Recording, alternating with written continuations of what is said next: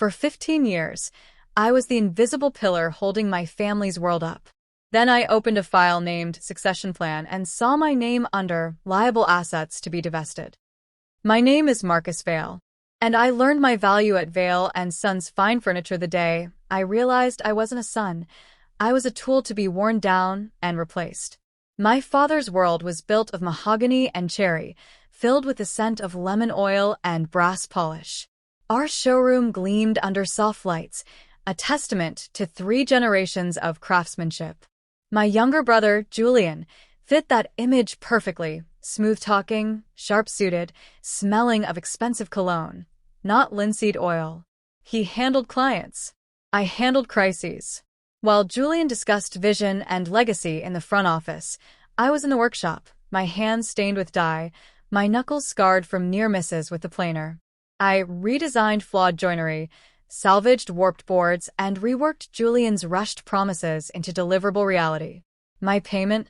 Vague assurances about the future and a quiet, seeping resentment that felt like my own failing. The breaking point was settled at a client meeting I wasn't invited to. A supplier contract I found already signed. Then one late evening, searching for a freight invoice, I found the folder. The cold, corporate language was a physical blow. Operational restructuring. Phase-out timeline for Marcus Vale. Full equity and operational control to transfer to Julian Vale by Q4. I didn't rage. A terrifying calm settled over me. The 70-hour weeks, the deferred salary for the family, the praise heaped on Julian for projects I'd saved, it all crystallized. I wasn't overlooked. I was being meticulously erased. The next morning, I began my silent withdrawal. I stopped the unpaid overtime. When a delivery deadline was jeopardized by Julian's oversight, I emailed the details to my father instead of staying until 3 a.m. to fix it. I ceased being the shock absorber for every mistake. The first tremor came within a week. A longtime client, Mrs. Everson, called about her custom dining table. Julian gave her a polished non-answer. She called back, asking for me by name. I directed her to my father. The earthquake hit on a Friday. My father called, his voice strained. It's the Kensington estate project. They're threatening to cancel. They say the design specs are inconsistent and they only want to deal with you from now on. The Kensington project was our largest ever. It was also fundamentally my design, though the proposal bore Julian's signature. I'd spent months on those technical drawings. The files are all in the system, Dad. Julian has everything he needs. They don't want the files, Marcus, he hissed, panic bleeding through. They want you.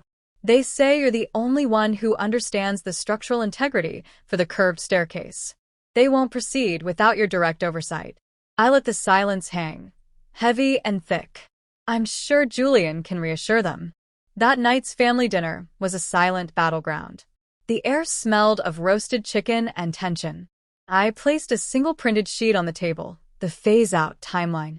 Julian rolled his eyes. It's just a corporate formality, Marcus. Don't be so emotional. My father wouldn't meet my gaze. My mother spoke, her tone gently dismissive. Sweetheart, you're the artist with your hands. Julian has the mind for the big picture.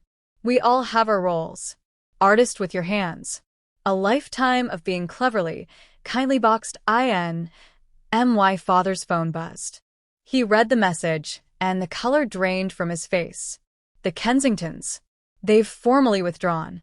They cited a loss of confidence in core competence. Julian shot up.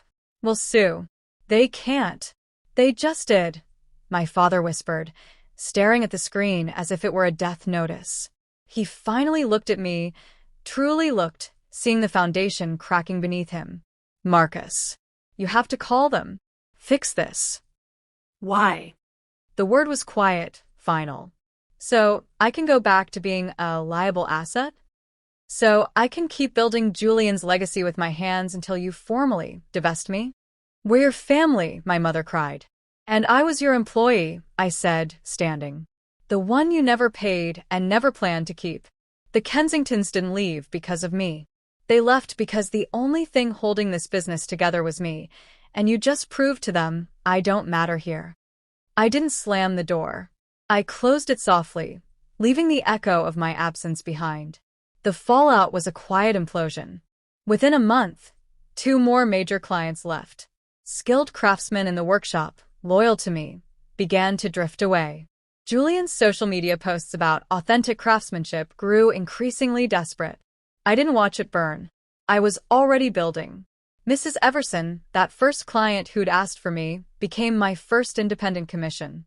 A former supplier, who'd seen the truth for years, offered me space in his warehouse. Now, my hands work for me.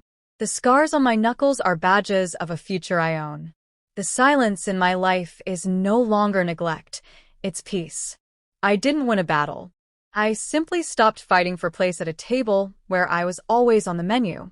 Your worth isn't found in the roles others cage you in, but in the courage to walk away and build your own damn room.